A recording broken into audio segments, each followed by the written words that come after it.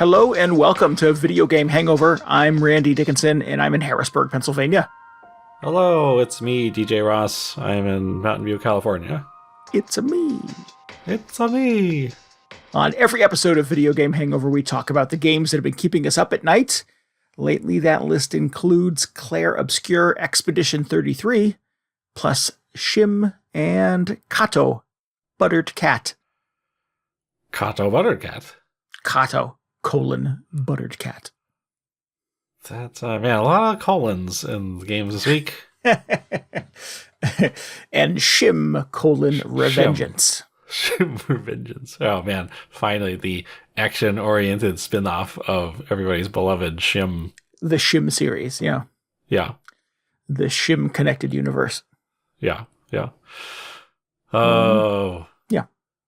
I'm in a weird place with games right now where I don't want to commit to playing anything massive for some reason, and I don't really have like a giant attention span for games right now, and I feel like I don't know what to play. Like there's a lot of things I want to play, but I just don't have the motivation to like commit to 40 hours or something. So you're just playing 50 games that are all 10 minutes long? Correct. Just kind of like dabbling, just sort of like a little charcuterie board of video games. Oh, well, that's nice. Yeah. You should play the UFO 50 that came out last year. That's like one game with 50 games in it, right? Yeah, although some of them are fairly long. But, I mean, I was still thinking of the charcuterie board metaphor. I'm just like, where can you get 50 games all in one place? Oh, I know. A buffet of video games. Yes. Yes, yeah. What started this thing was the weird Nintendo flex recently where they were going to do virtual game cards for downloadable games. And I don't think I totally understand it, but now it's this whole second menu on my Switch. And I popped it open out of curiosity, and I was like, look at all these games, many of which I've never played. Because it's just a collection of like everything you've bought off the eShop suddenly. Correct. Yes. Yeah. With the exception of like first party games, it's primarily little indie games that I've spent like $6 or $7 on and never got around to playing, or have only played the first few minutes of. Yeah. So I think probably similar to everybody's Steam collection. Yeah. Yes. Yeah. It's funny that they were rolling out that update because it's sort of like, oh, you're getting a piece of the Switch 2 on your Switch 1.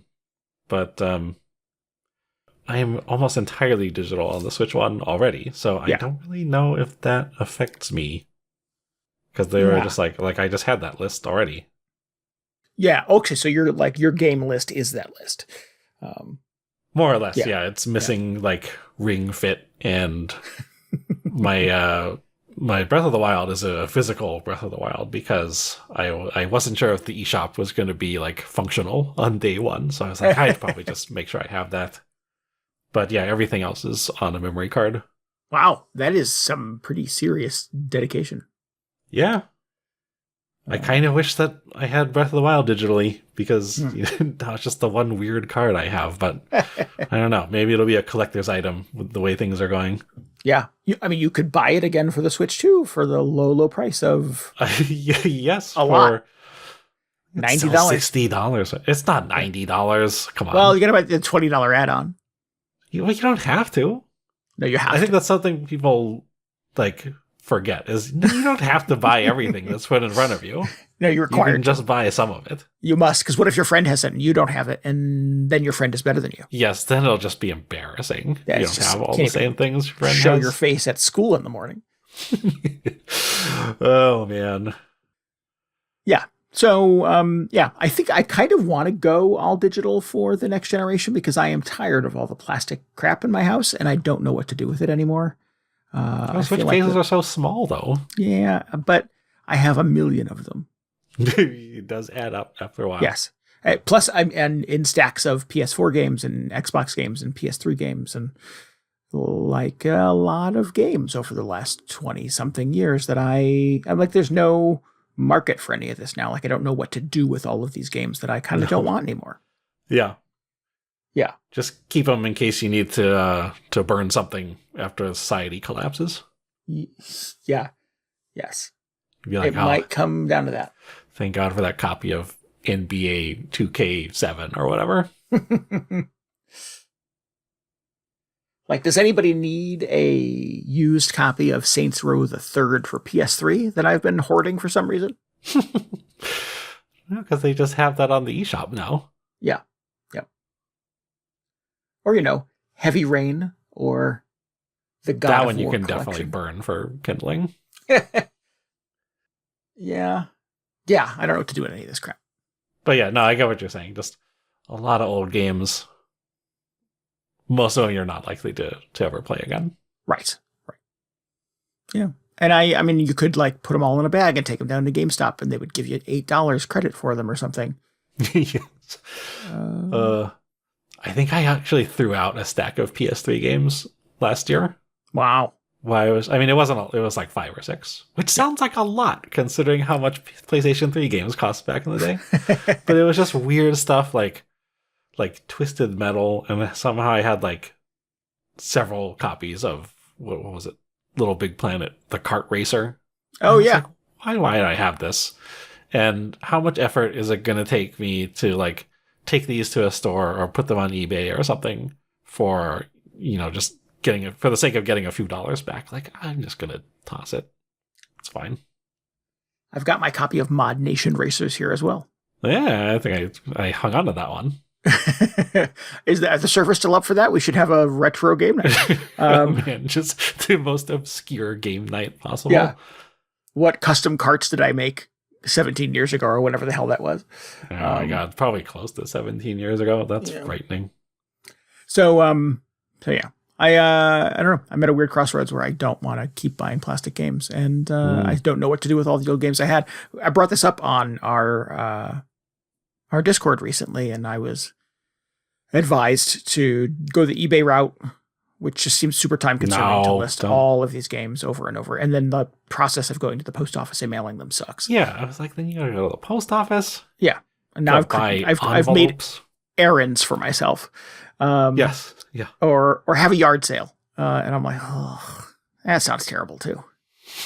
Just a whole yard sale with a table with like 6 PlayStation 3 games on it. But it would be a lot more than 6, but yeah. All of this. Open a retro game store. Just retro games of a very specific interest. Just in my garage. Yeah.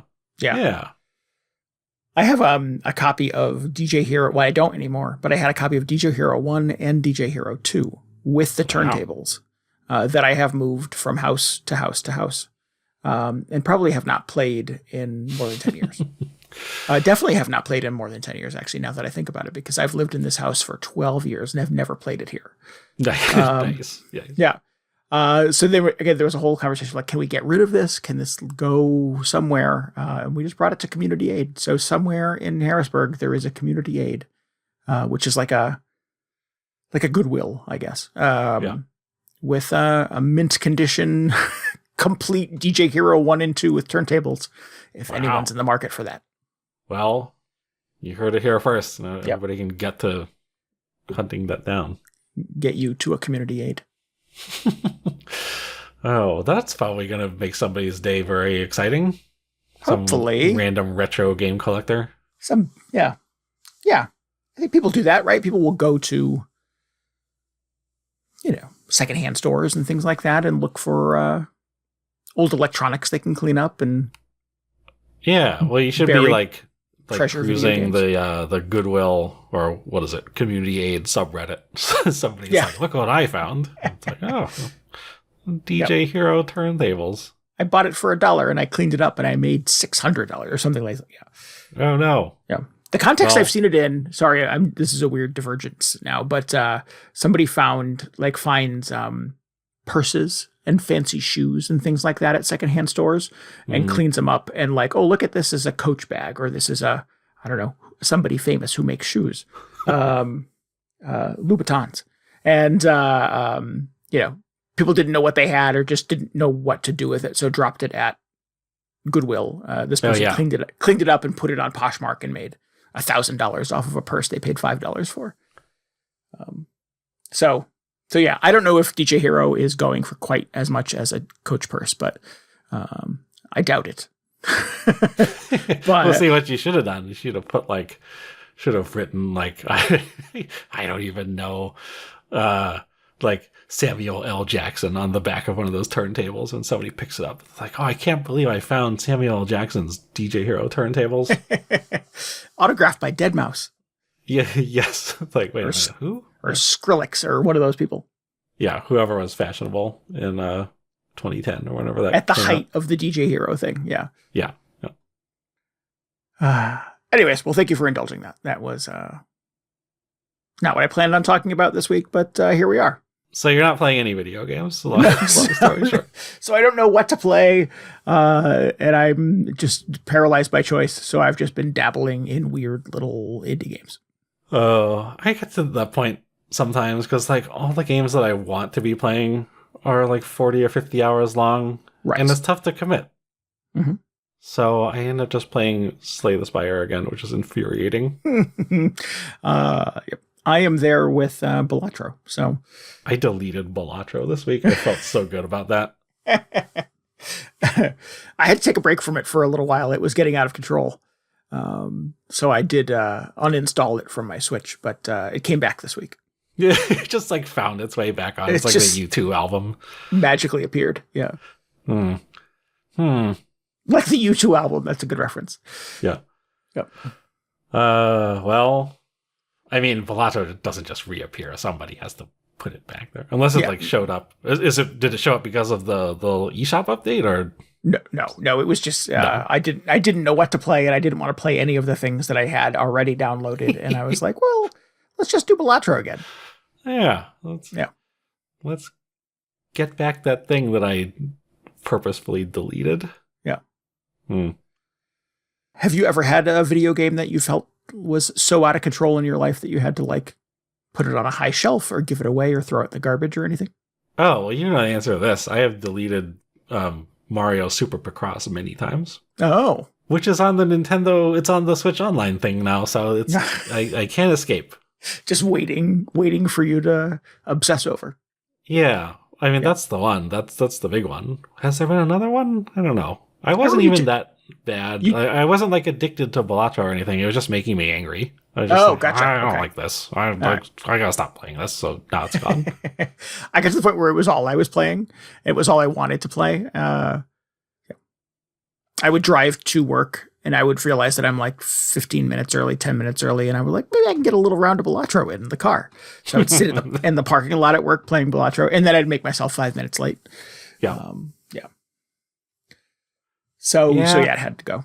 But I remember you being very obsessed with Picross 3D on the 3DS as well. Not Picross. I mean, yeah, but I was never into Picross 3D as much as I was into the 2D ones. Oh, interesting.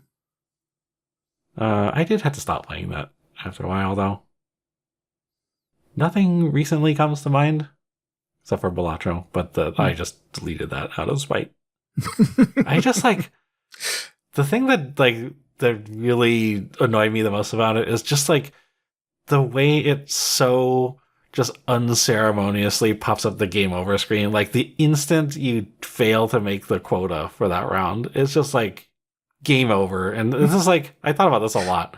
It's not like any other game over screen you get is especially like, I don't know, like good about easing you into it. But it's just like, it's so fast. Like the whole Balatro experience. And it's like being in a casino. Like the last time I went to a casino, I was just like, okay, I'm going to play some of these games. It's going to be a good time.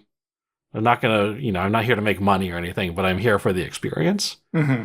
And they were so determined to not let me enjoy it. I was like, I think I was trying to play like roulette.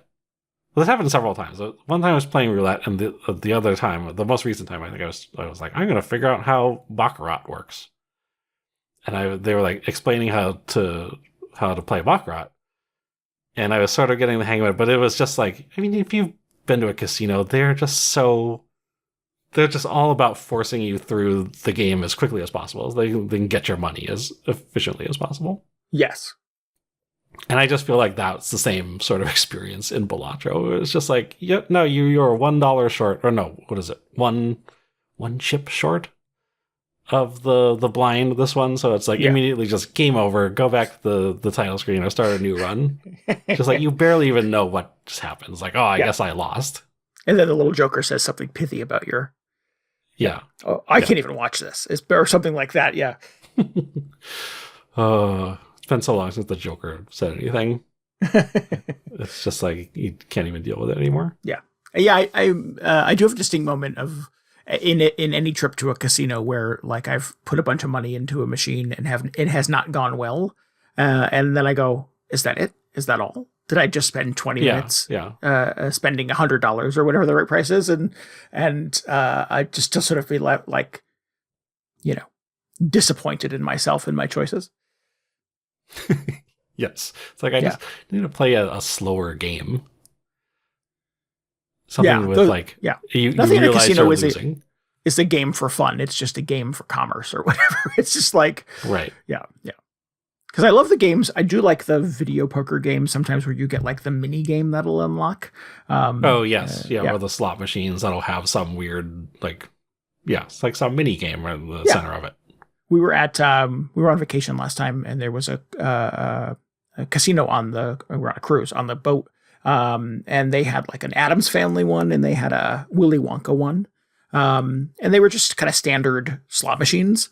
But you could eventually unlock like Wonka Vision or something like that. And it was a whole other like side detour with like a roulette and a game and a bingo card and like all this other stuff happening and making a ton of noise. And like, that was super fun.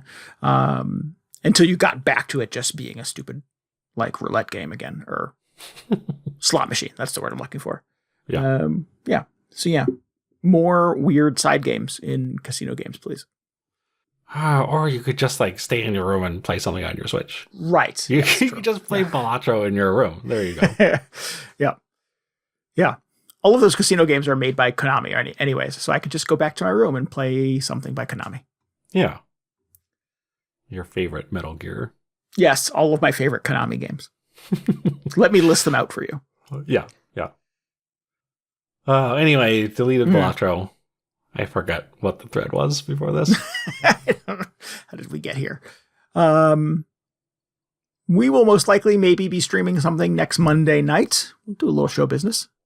Monday, May 19th at 10 p.m. Eastern Time. DJ definitely will be. I might be. You'll be maybe on a plane. I'll be back, but I might be tired. You won't be on a plane. You might just be tired. Might be asleep. Too tired to watch DJ play a video game.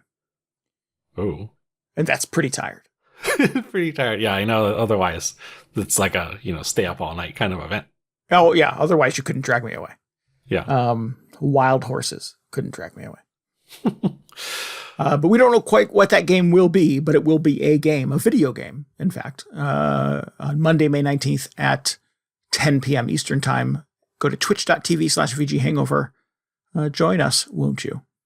Yeah. Well, I think like if you're around, we'll probably play Cryptmaster because we've been talking about doing that. Yeah. But if you are not around, I wouldn't want to play just Cryptmaster by myself. I mean, I would, but the plan is for both of us to like co-op through it. So I will probably play something else. Okay, cool. That works. So yeah, I have a little trip. Well, not a little trip, a pretty big trip planned for this weekend, and I will get back late Sunday night. So we'll see how I feel. Yeah. What else we got going on? What have you been playing, DJ? Oh, I've just been in live service hell. So Monster Hunter? So like for some reason, Monster Hunter and Final Fantasy XIV and Infinity Nikki all dropped like these big updates within a week of each other. And I was like, I can't deal with all this.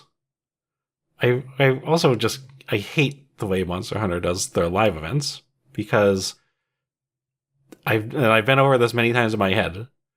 It's not a subscription game. They don't sell, like, there's not a lot of DLC you can buy in the store. And like, once you're in the game, there's not even a storefront, really. And yet they do these limited time events that are only around for several weeks. Sort of like, to force you to keep logging in. There's even, like, daily login bonuses, what I don't understand.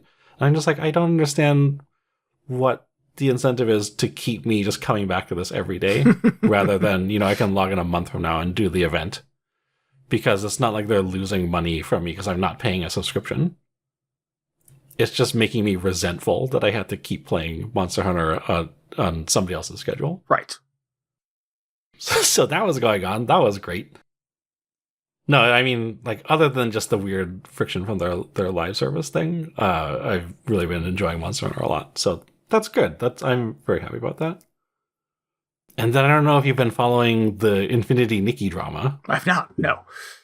You've not? Well, so they just had their big update. And it was shaping up to be like the biggest update that they've released for the game so far. Like, they were hyping it up a lot. Well, like all these new features and this whole new area to explore. And then they like dropped the ball so hard with it on so many different levels. Like, the game just may not exist in like a month. Oh. Which may be a little extreme, but the community has like just turned so hard on it because of this update. It's been kind of unbelievable. Wow. So what's wrong with it? Well, so the thing people are complaining about is, well, first of all, so before we get into the more like subjective complaints, it's just like a super buggy update. Apparently, it seems like it released way too early. There are a lot of problems with it. I've heard PS5 players could not even log into the game for a period of time. Wow. Which is like, that seems serious. They should have caught that in QA or like delayed the update until they can fix that. But there have been all these reports about people who can log in and they're trying the new stuff and it's just like crashing or freezing and they're like losing currency or items they've unlocked. It sounds really bad. Like, I've barely been playing it because of all these horror stories and because there was some sort of like boycott effort just because of the reaction to it. But they also they made the gacha elements more sort of, how do you describe this? They basically like added more items to it. Like, before, when you would roll on one of these outfit sets in the game, there would be 10 pieces. Is that correct? So, and now there are 11, which doesn't sound like a lot, but it just means that you have to spin the gacha more times to collect all the pieces in it, if that's what you're going for. Yikes. And then there are a bunch of weird skeezy items added to the cash shop. And then the biggest controversy to me, or from what I've seen, which is the most interesting thing to me, is that they, as part of this update, they changed the whole intro of the game, which is probably, I was thinking, it was like, this is probably the only part of the game that Randy really knows about, because this is what we played through on the stream. It was that whole tutorial section. Yeah. Where you're like learning how the abilities work and you're being taught about sort of the lore of Infinity Nikki land. That is now all gone, and it's been replaced by a new tutorial that takes place in this new section of the game. But as part of that, and this is like, I have not been following the Nikki lore that closely, but they are leaning more into sort of like this parallel universes storyline where there are like multiple Nikkis and there are like parallel timelines and all the stuff that previously happened in the original tutorial and like the single player campaign up to this update is now like some kind of alternate timeline or something, or like the timeline has been reset. I don't completely follow it, like I was saying. But people are furious about this.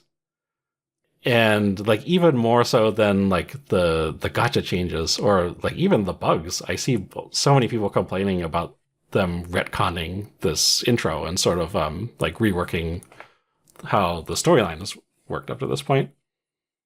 And then to top it all off, they put out this update, and then it was like a 5-day holiday in China, which is where the developer is.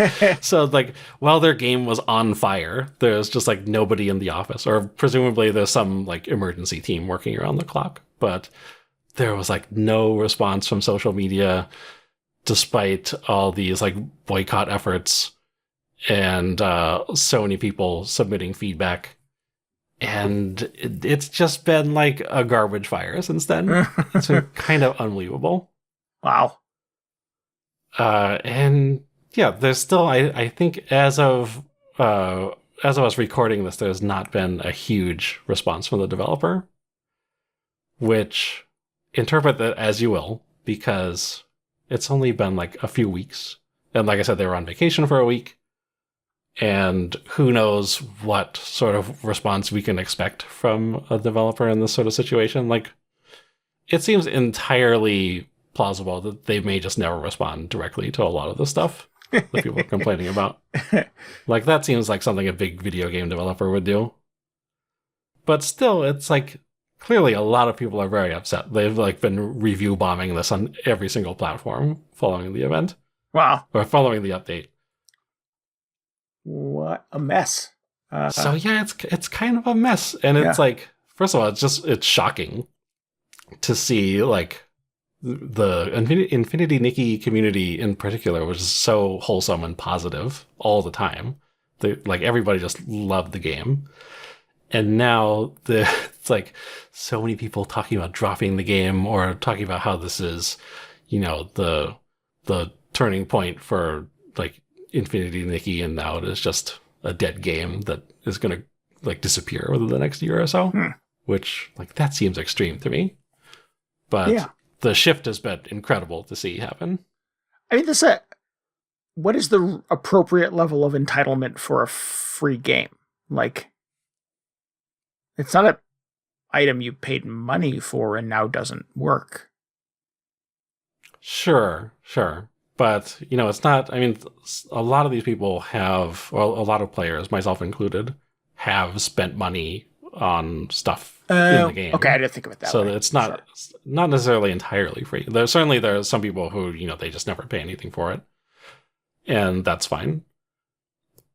And I don't think that paying money, like, I don't know if it entitles you to a certain amount of, like, attention from the developer, I guess. It's not like you're an investor in the sense that, or like a shareholder or anything. But, you're monetarily invested in the game. You're sort of like mentally invested. You've definitely like put your attention into this, and it's something you care about. Sure. So they should support the product that you bought into with your time and money. Yeah, well, I mean, I think that any developer should care about the community, even if they're not spending money on it, because it's like these people are invested in it one way or another. So it is disheartening that there has not been like any response at all. In fact, a lot of the official responses have just been like shutting down hashtags related to the boycott on the official Discord and social media accounts, which is like, oh, that's not good. Like, maybe no response would be better than doing that. Yeah. But it is sort of like, I've seen a lot of people comparing it to like No Man's Sky when that came out and was sort of in a bad shape, or in a different shape than people were expecting it to be in. Right. And that was a very different situation because they were like a very tiny team. They were very sort of communicative with the community. And they were very dedicated to turning that thing around, and they eventually did. Yes. And now it's very successful and very beloved. Yeah. I think there was a perspective of that initial launch on No Man's Sky that it had been sort of misrepresented too. So I think there was a bit of a feeling of betrayal. Yeah. Yeah. Either misrepresented or people were getting their hopes up a little too much. I don't know exactly how much of it was column A, how much was column B, but yeah, there was stuff going on with that.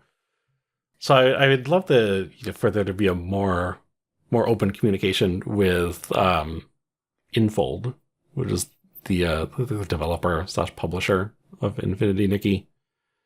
And up to this point, it seems like they've not been doing a great job of that. So fingers crossed that they're able to turn it around, because it would make me very sad if the game just like crashed and burned because of this one update and they just did not put the work in to save it or to salvage it with the community. It's been so interesting to see, though, just like see everything unfold, because in general, the Nikki community has been so like level-headed around this. It's not like, I don't know, name literally any other gaming community out there, which I feel like, for lack of a better generalization, like a more male-dominated community with like, you know, the typical hardcore gamer demographic. Yeah. The response to this has been so like very well worded. A lot of the posts I've read have just been like, oh, these are so civil compared to what you might expect from other communities.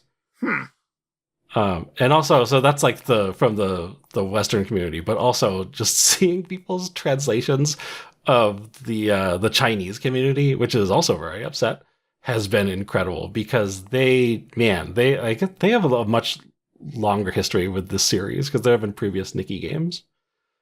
But they are just, man, do not make the Chinese community upset if you have a big Chinese fan base. Because I don't know if it's like a translation thing, but some of the things I've seen, they're like, oh, why did you decide to do the update in this way? Do you have some sort of like death wish?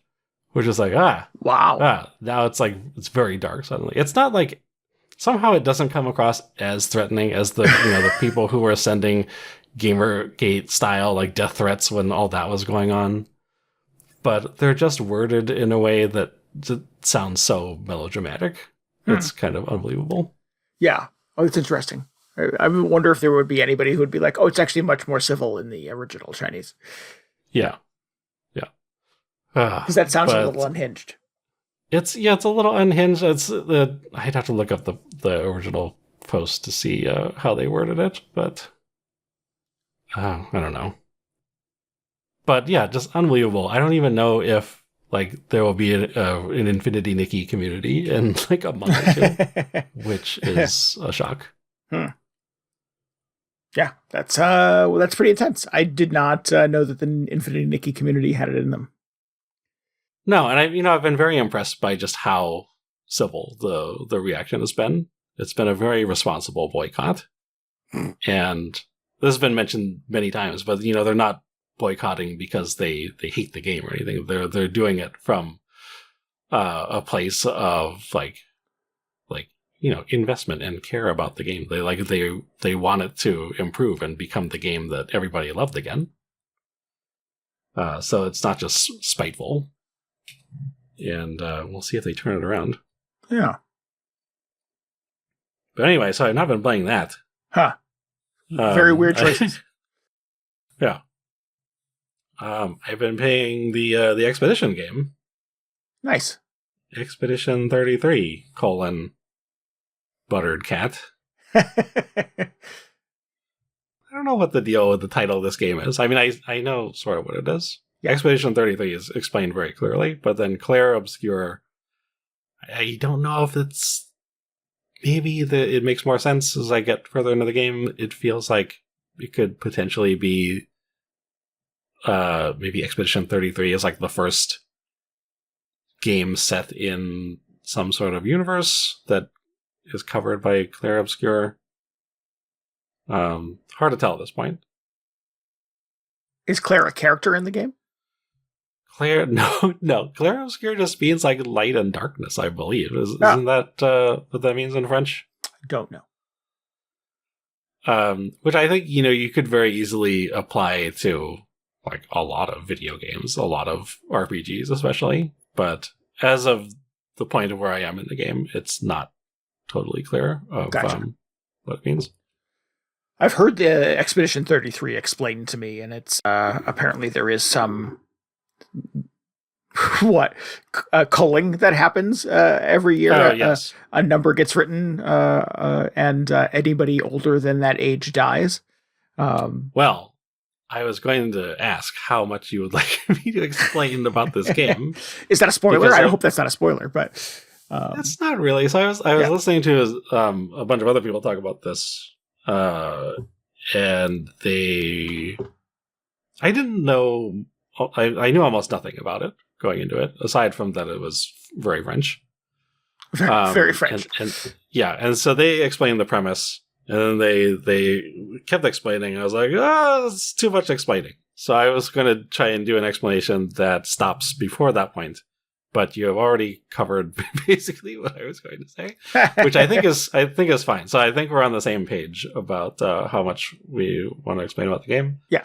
So let me see if I got this. It's like a curse, kind of, in that anybody over the age of 33, and the number ticks down every year, dies.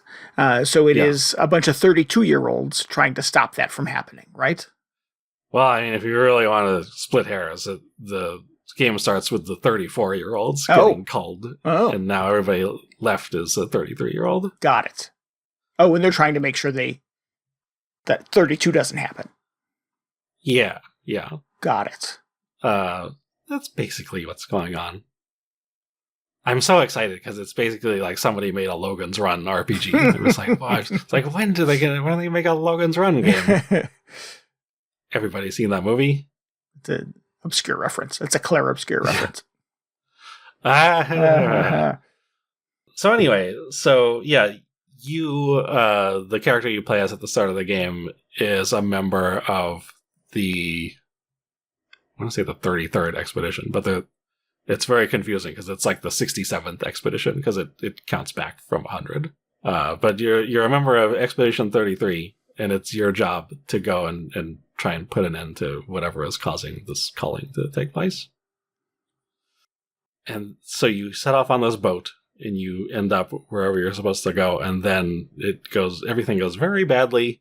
And your team is scattered all around. You're sort of just like trying to regroup with everybody. And you're on this mysterious island. And that is basically, it's more or less how the game starts. And it's a JRPG. Did I mention that? It's an FRPG. It's an FRPG. It's a French-Japanese RPG. I've seen a lot of people questioning, like, is it still a JRPG if it's made by French developers? Right. Which I would argue, yes, it is, right? Because, like, at least when I think of JRPG, it's just the term JRPG. Yes, it ultimately stands for Japanese role-playing game. But it's more about the format rather than the fact that it was made in Japan, right? Are you asking me to confirm that? I don't. That's not how I would. I think I would see it. Right? Yeah. Really? You think it's like? Are there American developers making JRPGs? Oh yeah. Yeah. Yeah. Like, what were all those little like Chrono Trigger knockoffs that came? I don't know if they were American, but they were not Japanese, right? They're But I would not call those an American RPG or Western RPG. Western RPG is an AR sounds something like ARPG. The ARP. No, well, that's something else. That's the American Association of Retired. No, that's the AARP. Yeah, the AARP. No, I've always thought of it like JRPG is a differentiation from a Western RPG, or maybe you just call it an RPG at that point, which would be more of the like Dungeons and Dragons style, like character building sort of format. That's how I always imagine it anyway.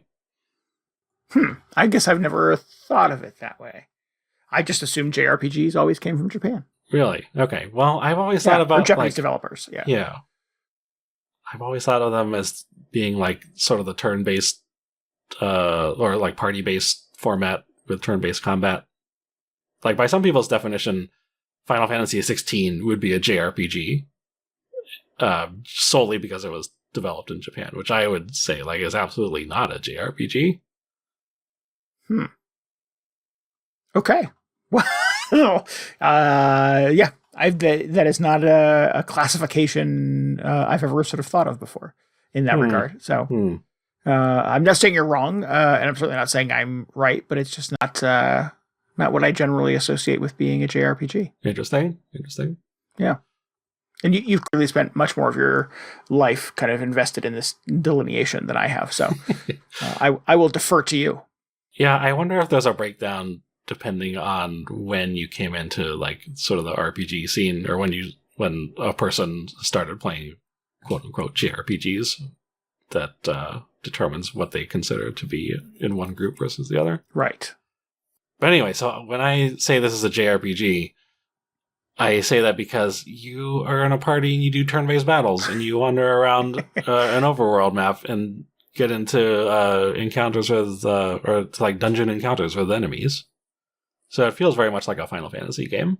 Or like one of the older Final Fantasy games when they did not turn into action RPGs.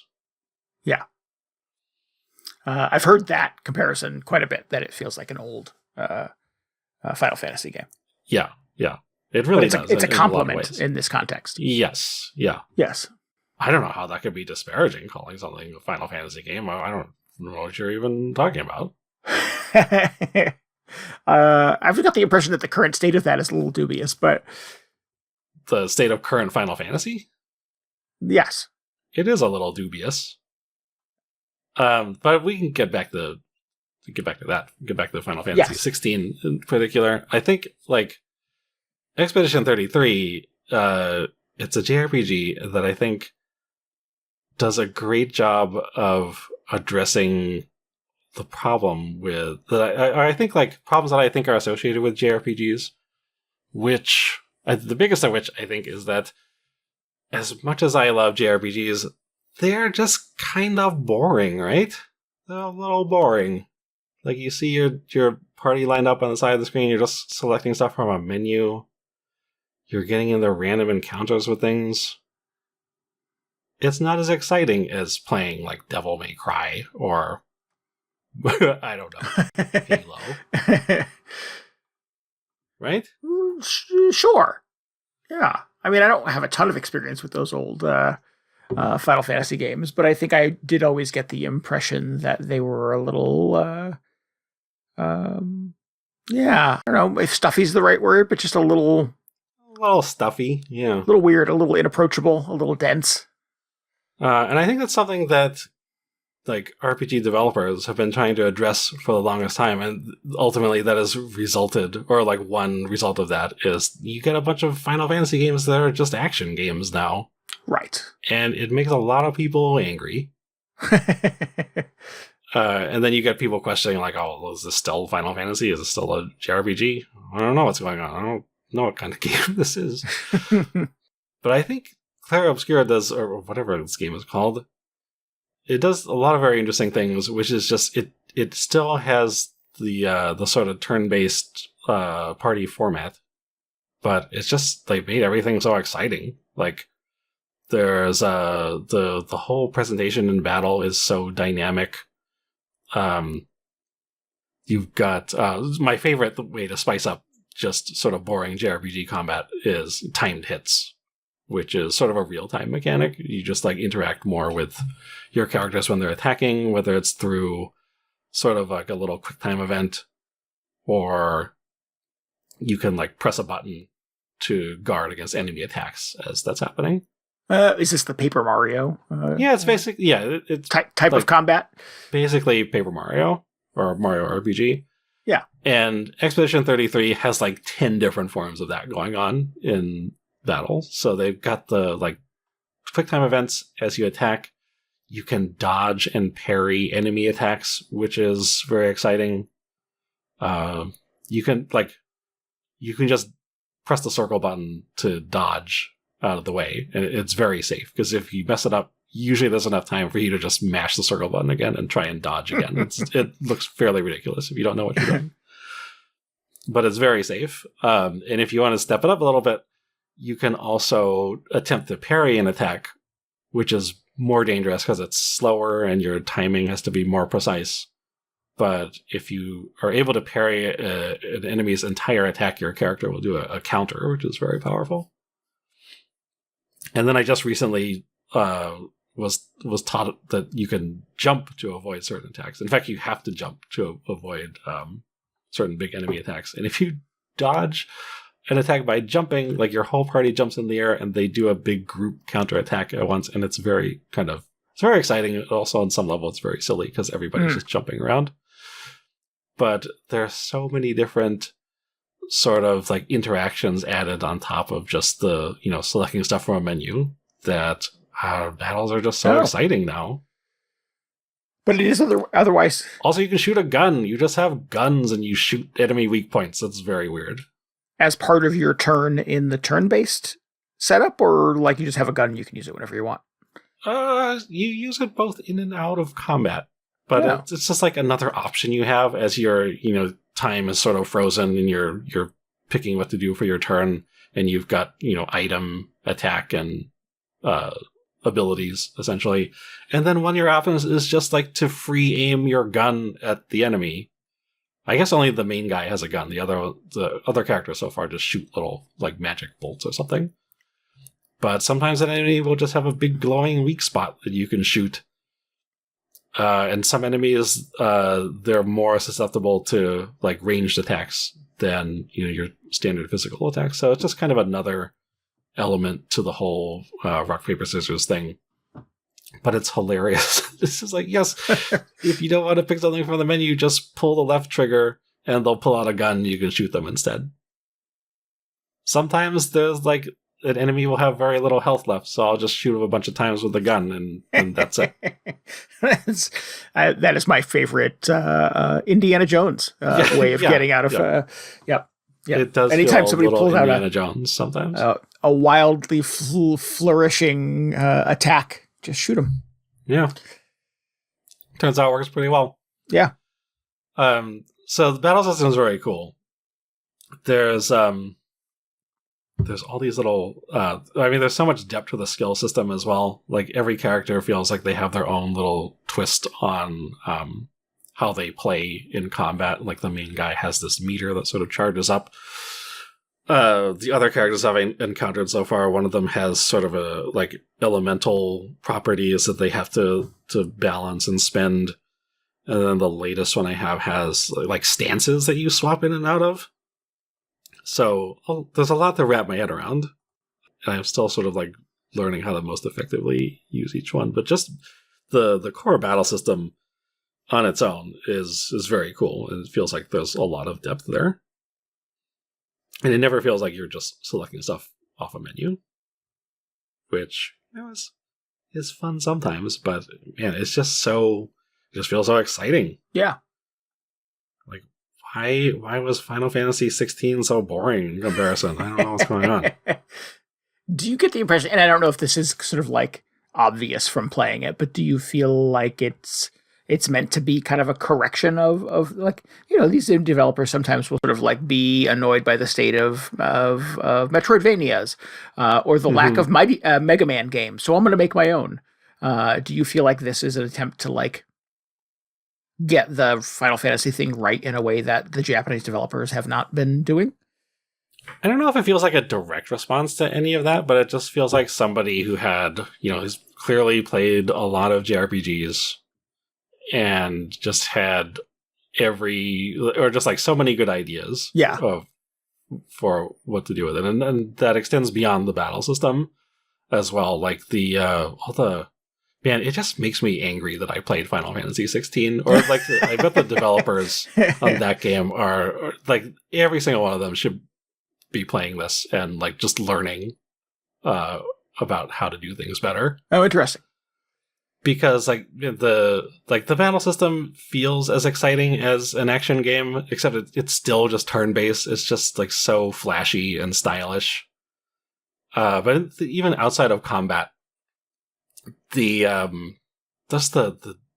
dialogue between characters is so much more like natural and like well written. I think that Final Fantasy 16 had pretty good dialogue as well, but just like the presentation here is so much more engaging and lively. The environments it's just exploring everything. It feels much more brisk and exciting. Everything is extremely colorful. Man, it's been a long time since I played a game it just feels like, I don't know, there's so many graphics in this game. It's just like, it's kind of overwhelming. All the graphics. Like, Final Fantasy 16 was an incredible looking game. I remember thinking at the time, it was like one of the best games that I've the best looking games that I can remember playing, just because everything looked like immaculate. Square Enix, like game design aside, they always do an incredible job with the visuals. But this one, everything just looks like you're in sort of a dreamscape. Like everything is like super saturated colors. The world is I don't know how to describe it. It kind of got messed up at some point, so now there's just a bunch of floating islands everywhere, and sort of these like streams of energy floating through the air all over the place. Everything's very sparkly, so it's very surreal. And it's just kind of like mesmerizing to run around these environments. And I'm just like, man, why can't Final Fantasy be like sort of this, like, take this big of a swing with the visuals? Why was 16 so grounded in comparison? It's very refreshing to play a game like this. Huh. Wow. Well, cool. Yeah, so it's like, I don't know, it's like you're saying, it's just an exciting game to be playing, whether you're in a dungeon, whether you're in a battle. It never feels plodding like 16 could at some points, or just playing, in one of the older Final Fantasy games. Like, it doesn't feel super grindy at this point. In fact, I kind of feel like I wouldn't mind doing a few more battles than the ones they typically have lined up, just because the battle system is so interesting. We'll see how it develops, because I'm only a few hours in. But just thinking about the opening hours so far, very strong start. Well, cool. It certainly seems like there is an audience for this thing. I keep reading articles about how well it has sold in the first couple of weeks. So yeah, I think there's making a video game is never a guaranteed shot at success, but it has been exciting to see how quickly this thing kind of caught on, and a lot of people immediately jumped into playing. Because from the trailers, it was a little bit of an odd duck. I think the original, like, first couple clips and first couple previews and stuff like that I saw for it, I'm like, this is a weird proposition. So I'm glad. I have to confess, I have not seen a single trailer for this game, other than the clip of the weird mime guy jumping out and attacking people. Yes, which I only saw because you shared with me, but it's, yeah, it's just kind of weird. But cool. I mean, super exciting that it seems like they kind of got the important part of it right, and the world has noticed. Yeah. It's just so, like, I can't think of a better way to describe it than just being, like, constantly exciting. Like, everything you do is meant to be as, like, interesting or as stylish as possible. Like, whenever you do anything in battle, there's a lot of sort of slow motion and dramatic camera angles. Whenever you land the finishing move for a battle, there's, like, a big, like, freeze frame as your character lands the, like, decisive blow, and there's like a huge explosion or whatever that happens. It's just like, they knew what they were doing with the presentation. maybe to a bit of a fault, because there are definitely some aspects of it where I'm just like, I feel like the presentation gets in the way of actually trying to play the game at points. Like, it's a little chaotic whenever some of the, like, QuickTime events pop up, but that's kind of a minor thing. I think you can also just put the QuickTime events on auto, so you don't even have to pay attention to it. But, like, I kind of want to do the QuickTime events. I want to play the game parts of the game. Yeah. Yep. Well, cool. This has kind of been on my list, and I'm intrigued by it. It's on Game Pass too, which makes it much easier to, like, just check it out. But I'm overwhelmed by my video game choices, as I mentioned earlier, and didn't quite know where to jump in. Plus, this one requires me sitting in front of my TV if I'm going to play it on Xbox. So, right, yeah, that's always a big ask of my time. I was like, it was like either this, or I was going to play Persona 4 or, like, Final Fantasy 15, because those have been on my list. But I've seen, enough people are talking about this. It's also rare that I just play a like, super brand new sort of AAA game. So I was like, oh, I'll check it out. Could be good. Well, good. But yeah, I really hope that, just like the whole time I've been playing this, like I've been really enjoying it, and also thinking like the Final Fantasy 17 team, or whoever's making the next one, should just be like cribbing everything, or like most of the things from this game, because it really feels like a fresh take on the format, while still feeling like, oh yeah, just when you like really boil it down, it's still just a turn-based battle system. Mm-hmm. And I think that's always been a struggle, because people are just like, I felt like developers had decided that turn-based battles, like purely turn-based battles, were just not interesting anymore. So they started adding all these new elements, and suddenly they're all just action games, or like these weird hybrid systems, like the Final Fantasy VII remake.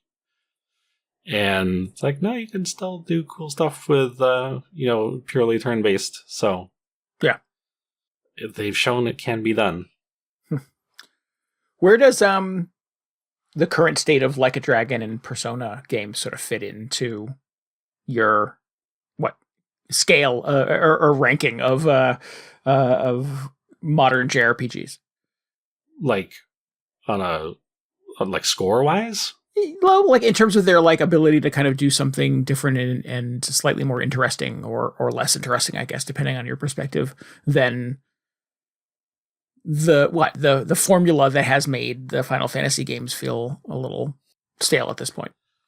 Well, I haven't played a modern Persona game, unless you count Persona 3, which is fairly old at this point. But I think like Persona, I mean, this has been happening since Persona 3, but I think Persona 5 especially, it's still pretty much just turn-based, right?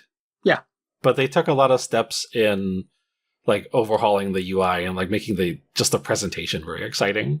Like from the menus to like the dramatic camera angles and everything like that.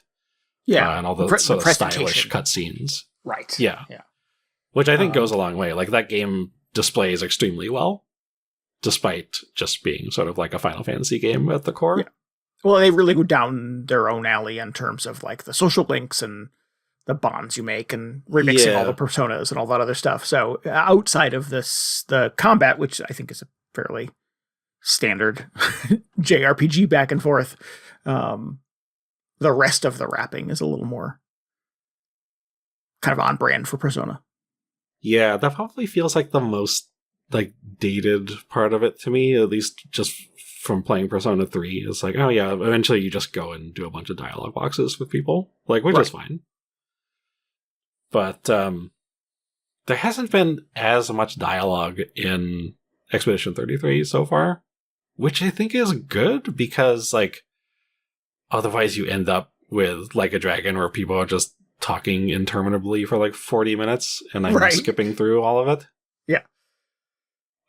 It feels much more conversational in this. And there also just is much less of it in general, which is good, because like the story is still very mysterious at this point. Maybe there will be just horrific plot and lore dumps later on. Who knows?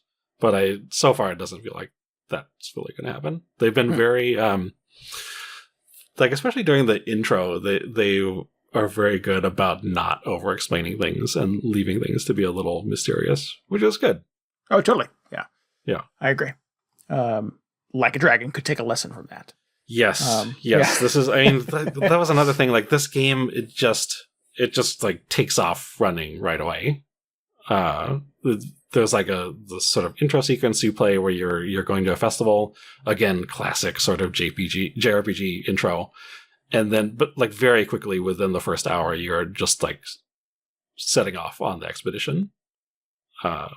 So you're not having to go reintroduce yourself to 4 or 5 party members and just having to be retaught how the game works and all the little side stories and all that. So that's also good. Just like, let me play the game as quickly as possible. I don't want to sit through all these weird conversations.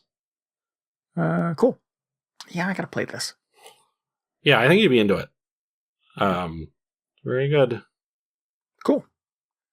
Nice. Well, that's exciting. Maybe I'll catch up with you. Yeah. I heard it's also not it's not like an 80-hour ordeal. I've heard that as well. It's on the more manageable side, which is like, oh, it'd be great if somebody just made a 5-hour JRPG. That would be exciting. For our listeners, this is not 5 hours. Yes, it's slightly longer. I mean, it's much longer than 5 hours, but man, it's not 80 hours. Just horrified at the thought of playing another 80-hour game. Cool. All right, so I want to know about the buttered cat. Unless you want to talk about the other one. How's our time? Let's see. A little bit of time. I can do a lightning round. Cato, buttered cat. So this is a puzzle platformer. The sort of crux of it is the meme that if you put a piece of buttered toast, a piece of buttered toast always lands with the butter side down. That was a Mythbusters, I think, back in the day as well. And that cats always land on their feet. So if you put a piece of buttered toast on the back of a cat, will it land buttered side down or will the cat land on its feet? And you use that proposition to your advantage in Cato Buttered Cat. In that you have a cat who solves puzzles, and he occasionally encounters a piece of buttered toast, and they work together to make the cat fly. And the cat can then solve more puzzles and access more areas by way of that conflict, I guess. But the toast is like a character? Is a character, yeah. It's a little animated piece of buttered toast. Oh. Yeah. And the butter is on his face? It was on his back. The butter is his face and body, correct. So, okay. All right, I'm trying to just figure out what's going on. I mean, the toast doesn't talk or anything, I don't think, anyways. But the toast does talk, actually. Well, it has a face. Yeah, this is a weird game. So yeah, if you put the toast on the back of the cat, it just sort of hovers in space, and because it won't land on its feet and it won't land on the butter side, so it doesn't land at all. Got it. And then you use that to be able to access new areas and push switches and go to the next room, and the cat and the toast get separated again, and you have to get them back together to be able to get out of that room. So you have to push switches and knock over a box and climb on a thing and et cetera, et cetera. So you pretty quickly get kind of the puzzling aspect of it. It feels a lot like the Box Boy games, where you have like a room that is a diorama with a couple of switches and a couple of obstacles, and you're trying to sort of move characters by way of some interesting kind of climbing or jumping or floating mechanic, to being able to like escape, go to the next room, lather, rinse, repeat, do the same thing over again. A little simplistic. It occasionally like really ramps up the intensity, and there are a couple of head scratchers that I've encountered over the course of its many puzzles. But it's pretty satisfying and efficient. It's super cute. You can get all kinds of little skins and hats and fun little ways to dress up your cat if you're into such things. Yes. Funnily enough, there are little skins and things for the toast. You could do different types of bread, different types of spread. I was going to say, different breads. That seems like a given. Yep. Could be like a rye toast or something. Like a piece of wheat with a little almond butter. Yeah. Oh, different kinds of butter. Oh, that's good. Yep. That's good. Hummus. Yeah. So this hummus. I don't know if those are in there. I'm just I'll admit I've not changed the skins, but I keep unlocking them, so there are options in there to change that. It's kind of funny. They have a little central hideout that has like big monitors, like the Bat Cave, and they go off and do more puzzles and come back to their main headquarters and stuff like that. It's just a very weird game made clearly by someone or some people that have a very oddball sense of humor. But it is. They live together. They're friends, I think. Yeah. Okay. Yeah. They keep trying to save each other, so they're invested in each other's success. Yeah. Got it. They're like a superhero team. Correct. Yeah, like a Batman and Robin kind of. Got it. I don't know if that's accurate either, but they are buddies. Yeah, and when they join powers, they are unstoppable. They just hover indefinitely. They just hover indefinitely in space and allow you to access new areas and do things you couldn't do before. So every puzzle room that you're in hinges on being able to reunite the cat and the toast. again, like I said, kind of goofy, fun pixel graphics, cute, chippy electronic soundtrack, super cheap. I think it was $6 or $7. If any of this craziness sounds like fun to you, and you like a little bit of a cutesy puzzle platformer challenge in your life, this might be the way to go. Yeah. It kept bringing me back kind of the old 3DS games. Like I said, Box Boy was the first thing that kind of popped into my brain. And this feels very similar in that you're trying a bunch of different things to sort of solve a puzzle, to get out of the room, to go to the next room, to do the same thing over again. Mm-hmm. Yeah.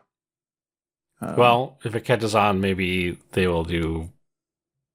okay, never mind. I was going to say like Buttered Cat Girl. That doesn't make sense. Oh, like they did Box Girl and stuff like that. Yeah. Eventually there was a whole Box family. Buttered Dog, but that's not a thing. Yeah, that's not a meme. There's got to be some dog meme they can. What do you do with a dog? I don't know. I mean, it'd be funny if the cat had a friend. Who was a dog? Who was a dog? Or there's just another cat? I don't know. You occasionally had to like tap the dog to help solve puzzles. I don't know. You gotta figure out what the dog equivalent of buttered toast is. What are dogs? The buttered toast meme? Yeah. Yeah. What are dogs good at? I don't know. They just like loving you unconditionally. Chase their tails or something. That is a superpower, but it's not really a fun video game. Yeah. Yeah. And maybe the buttered toast has friends. Maybe there's like a croissant or a roll with some jelly. Maybe you're going at this from the wrong angle. Maybe it's all about the toast and not the cat. Right. Get some good like pastry memes. Which one is the main character? I mean, the cat has his name in the title, so I think the cat is the main character. Yeah, I feel like the cat is a little biased towards the cat. Yeah. So nobody's buying a ticket to see Robin. You're here for Batman. Yeah. Well, then until he became his own thing, I was like, even what's his name? They made a Ratchet and Clank spin-off with just Clank, right? Yeah, Secret Agent Clank. Maybe they'll have one that's just the toast. Yeah, that was against all odds. Ratchet and Clank had a spinoff that was Secret Agent Clank, and Jack and Daxter had a spinoff that was just Jack. And I was like, let's get Jack and Clank together in a game and bring all these things together. Was Jack not the main guy, or was Daxter the main guy? Oh, no, it was. Jack had a spinoff because it was the Jack Team Racing, and Daxter had his own game as well. You're right, DJ. Good call. Well, I was just thinking, like, wouldn't he be the protagonist since his name is first? Because that would be quite a coup for Jack if he was the sidekick. Correct. Good call. He got his name first. So we need a Clank and Daxter game. Good. Well, well, this is just getting confusing. But I like both of those games. Secret Agent Clank and the Daxter game were both a lot of fun. Yeah. So all right. Well, there's a chance. There's a hold out hope for that buttered toast spinoff. Right. I would play it. I would love to dress a piece of toast. You get a bagel in there. So I'm playing this on the Switch. Like I said, it's super cheap. If this sounds fun, check it out. It's called Cato Buttered Toast. CATO. No, not buttered toast. Cat. Buttered cat. Yep. Yeah, that's the spin-off. You gotta wait for it. Yeah, that's the inevitable sequel, but only if you buy this one. Yeah. And the other game I'm playing is Schim. I hate that I have to spell all the titles of the weird games that I play. SCHIM. In this one, it is sort of an isometric puzzler, and that you are a weird little shadow creature. Some of the reviews I've read said that you're like a little frog, and you do kind of hop like a frog, but it clearly does not look like a frog. It's like a little shadowy blob with beady eyes.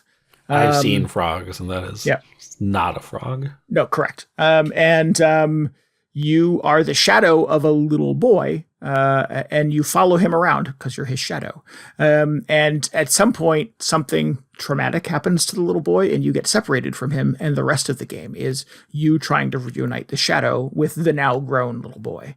But your little shadow grown. Yeah. Right. Go with me on this.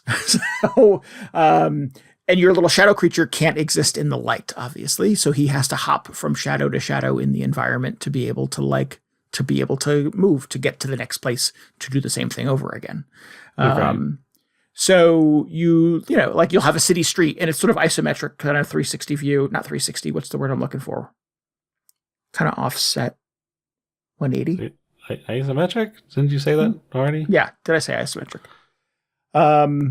So you like hop from the shadow of a fire extinguisher to a person driving by on their bicycle has a shadow. So you jump to that shadow and you sort of follow them until there's a cat and you jump into his shadow.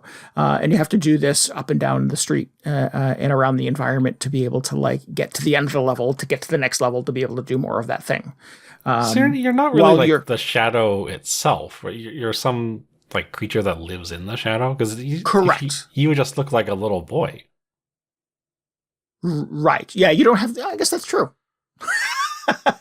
See, DJ, you're pointing out all these important gamer facts for me right now. Well, I just okay, so you have this boy shadow, but suddenly you have to jump into a cat shadow. I'm like, that doesn't make sense. It's like, what are you? You're not in the shape of a little boy. You're a in frog. The shape. You're a little... Apparently you're a frog, yeah. Okay. I should probably just play this. I'm just like... He's a little boy that turns into a frog. Yeah, but while you're in the shadow of something, cat. You can hit the Y button and it will interact briefly with that thing.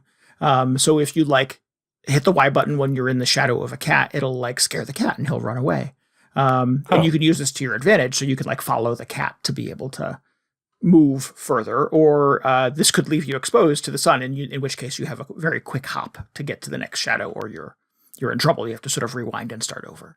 There is some puzzling involved in this. So like if you're trying to move something, you're trying to like get a tree to blow in the breeze, or you're trying to get like a gate to open or something like that, you can like do the little trigger Y button activation.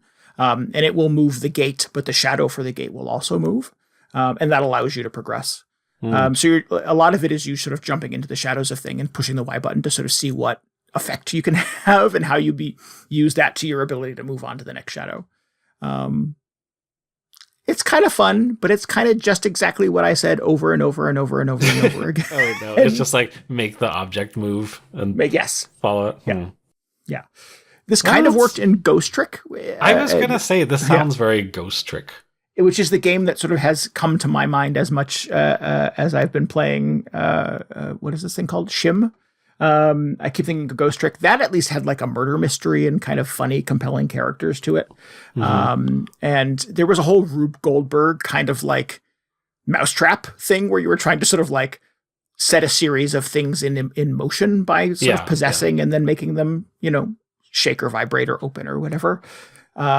Schim has never gotten quite that complicated. It's all very sort of like push the button on the gate opens, follow the shadow of the gate to the hydrant, and on and on and on. So it's a lot of like single button challenges, which I think is fine. It makes it approachable. It's certainly not as complex as Ghost Trick, and it's not character driven like Ghost Trick is.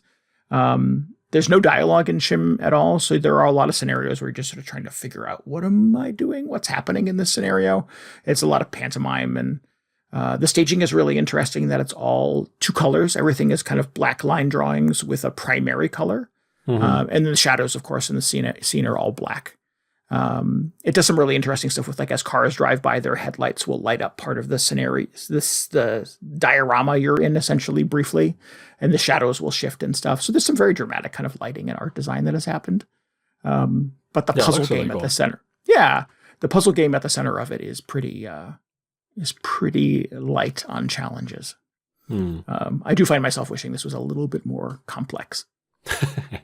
Maybe this can be like their sort of proof of concept, and if it takes off, Schim 2 will be like the Ghost Trick treatment, where there's a whole narrative to the whole thing. Yeah, maybe.